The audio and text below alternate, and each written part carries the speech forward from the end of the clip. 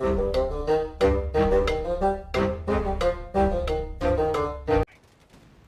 and welcome to the Critically Curious. I'm Monk, and today we're going to be reviewing a game called Company of Heroes 3. Now this game has been published by Relic Entertainment and it's releasing now on the Xbox Series X and S, and of course the PlayStation 5. Now this game is already out on Steam, and for anyone that's never played a Company of Heroes game, myself being included, this is my first time in the franchise. This is a real life strategy World War II game.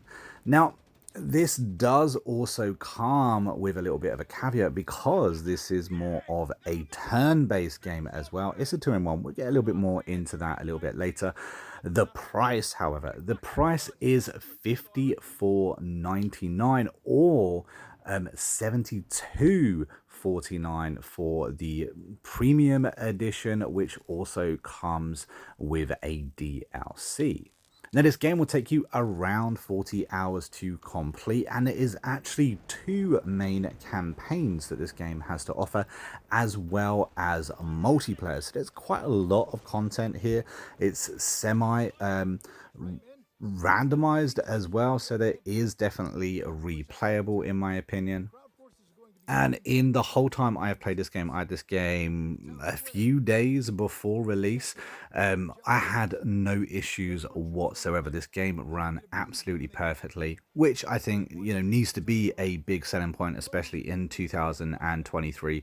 Games today come out broken. This game thankfully comes out, you're smelling like roses, actually absolutely working perfectly. So what actually is this game? Well, you take control of a squad, an army, and you deploy into battle. You are the allied troops. A lot of it you are fighting, within very familiar territories.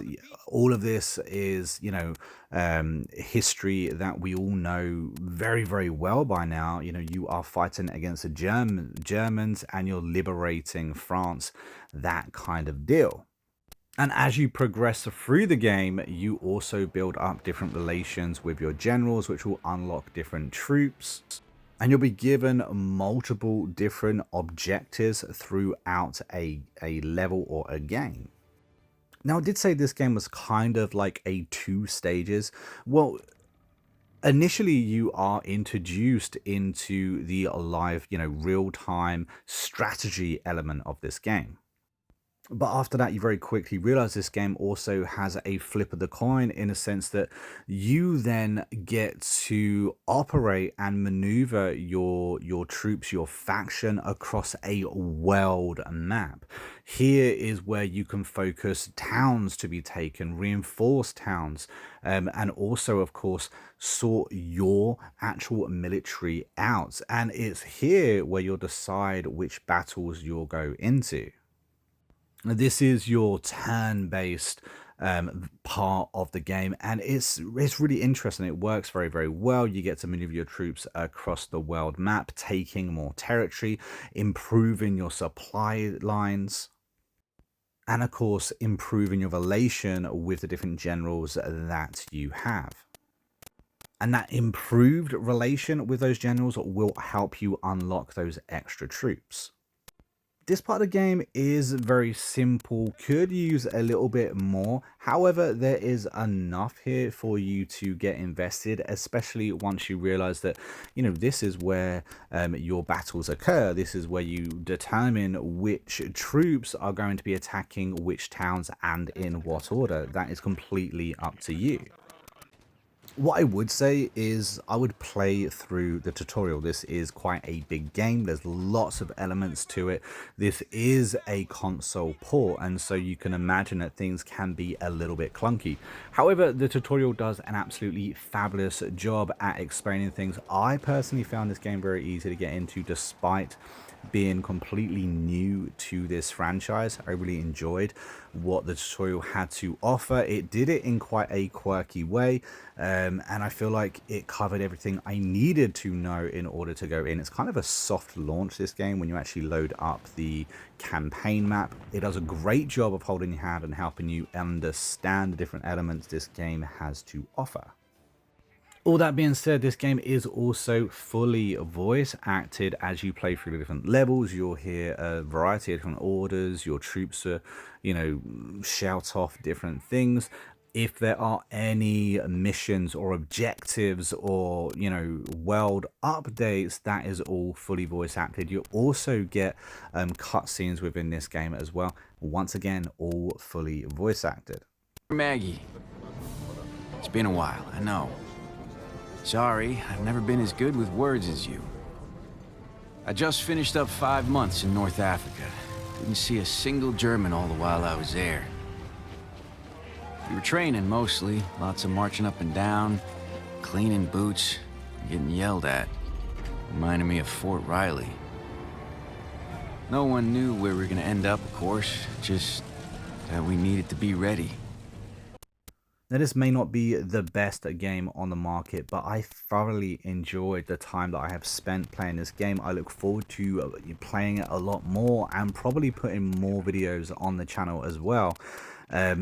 This blew my expectations completely out of the water. I didn't know what to expect, but I was really happy to see that this game delivered on a really good campaign. It's a pretty decent campaign. The fact that you get 2 campaigns, I quite liked. I love the World War II scenario. It reminded me quite heavily of games like Commandos. I love those little games, those real-time strategy games where you move commandos across the map. This is very similar, except for here you're maneuvering, squads of troops. There's also an element of actual base building as well. You have a HQ, you can put down different buildings to produce different troops. There's actually a pretty generous supply of different troops that you can actually build, and your troops level as you progress through the level as well, which again I quite liked.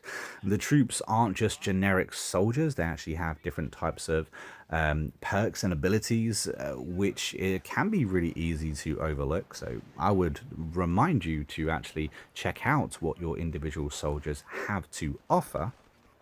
And also quite like the fact that your engineers can build traps around the battlefield or build sandbags for your troops to then, be able to actually take cover behind. One of the things that I loved most about this game is the fact that you can jump in and out of the buildings around the map. Not only that, but as that building takes or receives fire, it will start crumbling, it will decay.